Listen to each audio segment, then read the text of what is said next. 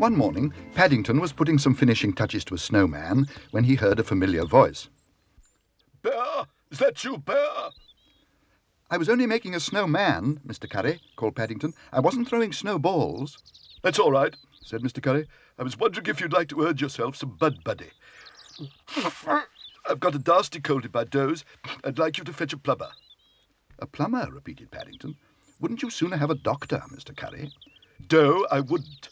My bathroom pipes are frozen, and I can't fill my hot water bottle. But tell him not to make too much noise in case I'm asleep. If you're quick, I may give you 5p when I'm better. "Yes, Mr. Curry," said Paddington gloomily.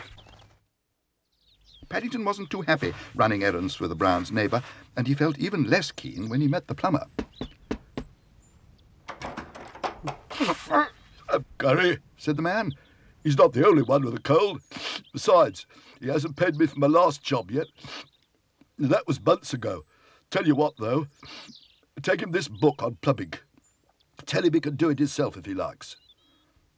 Paddington gazed at the book.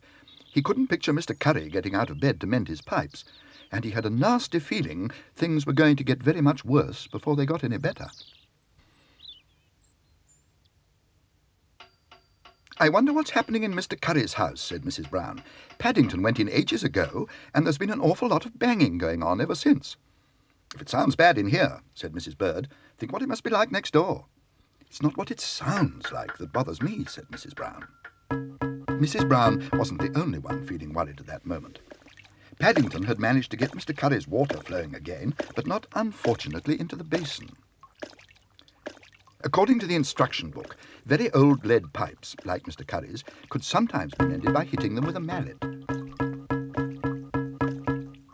But as fast as he hit one spot, another leak sprang up somewhere else, and the way things were going, he would soon need more boots.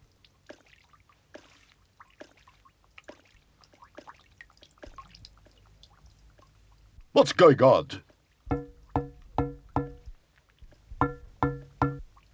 What's all that hammering? "It's all right, Mr. Curry. I'm just going for some more Wellingtons." Wellingtons? Did you say Wellingtons? There's water everywhere, look at it. Where's the stopcock? "I've tried that, Mr. Curry, but it won't move. I think the spanner's frozen to it." Stand aside, Bear. I'll show you how to fix it. Take hold of the mallet. When I nod my head, you hit it. "Are you sure, Mr. Curry?" asked Paddington. Don't argue, Bear. Do as you're told. "Yes, Mr. Curry, if you say so, Mr. Curry." Right. Bear, down. Bear! Mr. Curry's bellow of rage was equalled only by the sound of Paddington's feet as he hurried down the stairs. There were times when he felt the best course was to disappear with all possible speed, and this was definitely one of them. Paddington didn't see the Browns' neighbour again for several days, but one morning a note arrived.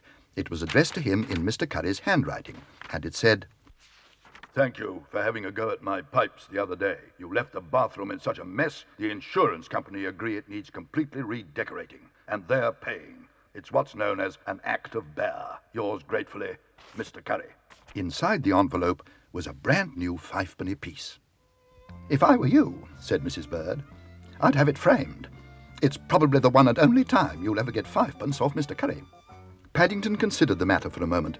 "I think perhaps I might use it to insure myself, Mrs. Bird," he announced. "It sounds very good value, and you never know, I might have trouble with my own pipes one day."